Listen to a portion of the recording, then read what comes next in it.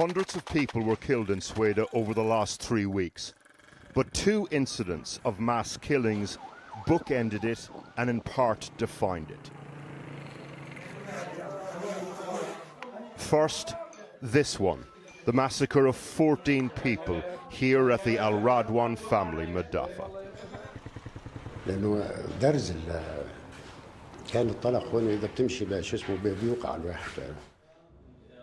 The second incident, dozens of people killed during fighting at the National Hospital in Sweden, including members of staff and civilians executed. أطلق النار على محمد، طلق بالوجه وطلق بالقلب. ونحن كلنا قاعدين هون ومش قادرين نحكي أي كلمة. We've spoken to several eyewitnesses who survived in both locations to try to piece together what really happened. The Madafa, particularly in Druze culture, represents the essence of community and family. A safe place for people to gather, commune, reflect. But at about 11 a.m. on the 15th of July, it became something else. حتى مبين من الدم قطر الدم أنا هون نمت هيك نمت جري حتى مددت كلني سوا يعني عطيت بطني شو اسمه وتشاهدت يعني أبدا. Hatem Al Radwan, along with other members of his large influential Druze family, were sheltering here.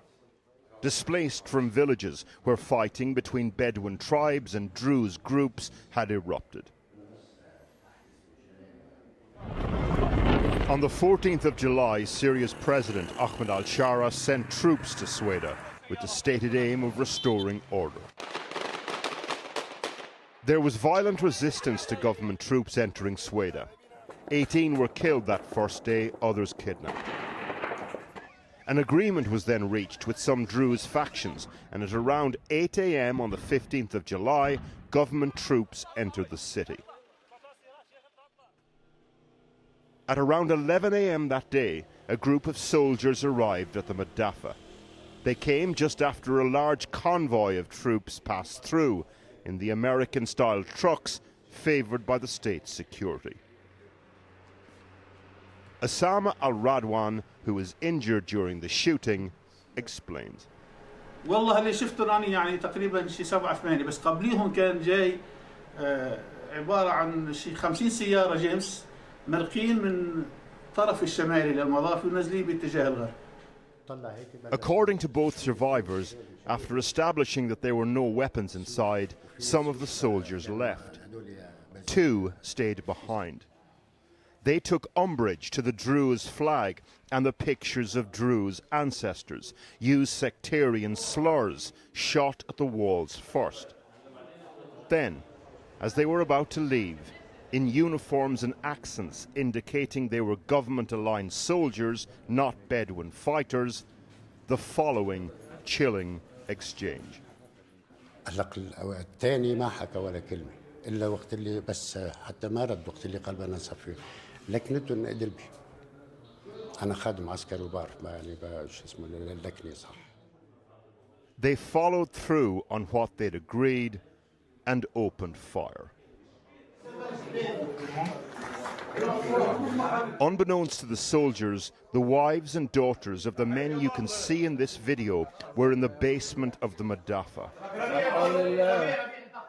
Rania al-Radwan, with her children, listened as her husband Sateh was being killed upstairs.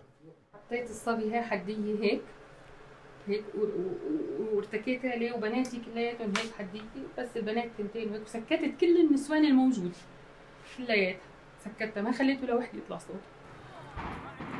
Intense fighting between Druze militia and government forces was taking place in Sweden at the time, but we saw no signs of a firefight outside the Madafa. The only bullet holes were inside in one direction. Rashad Abu Sadah's house overlooks the Madafa. He filmed as the ambulance arrived, and he filmed this, the aftermath. For this Druze man, those bullets were fired by government soldiers at the heart of a unifying Syrian identity.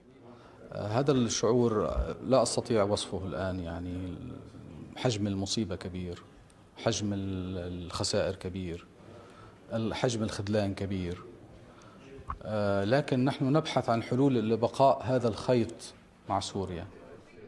The massacre at the Madafa was a turning point. As news about it spread, anyone who thought they should give government forces a chance to secure the city changed their minds. Which brings us to what happened at the National Hospital. Staff told us that on the 15th of July, at least 7 injured government soldiers were brought to the hospital. They were held in this secure facility inside. Later that day, this video appears on social media, a Druze fighter saying they've surrounded the hospital.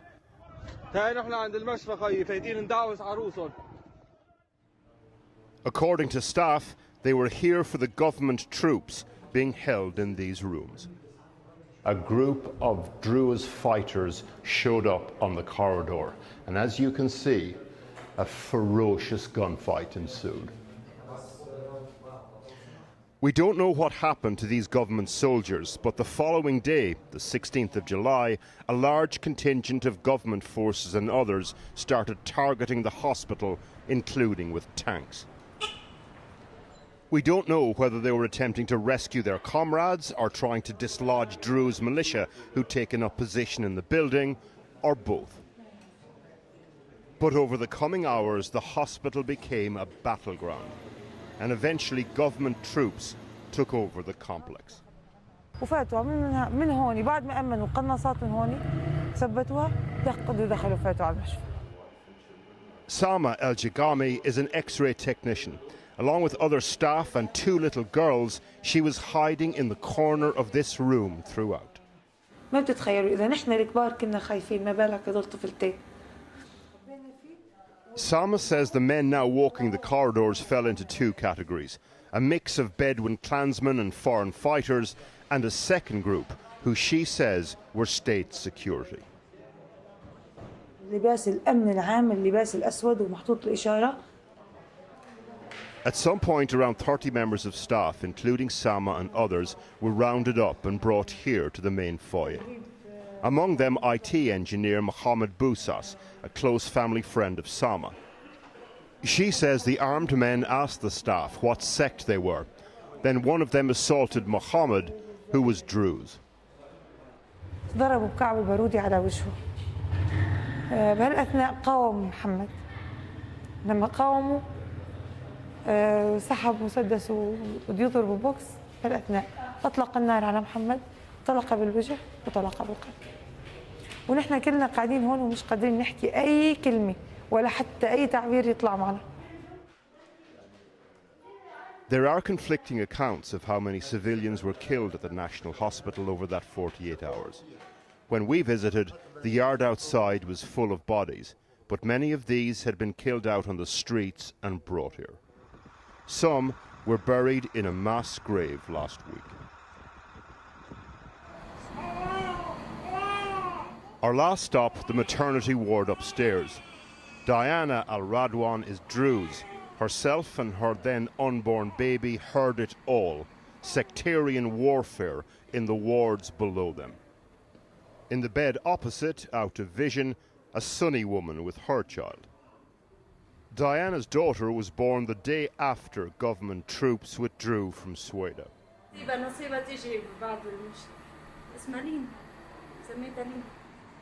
Both babies in this ward have arrived into a new Syria, struggling with the hard legacy of dictatorship, conflict and sectarian hate.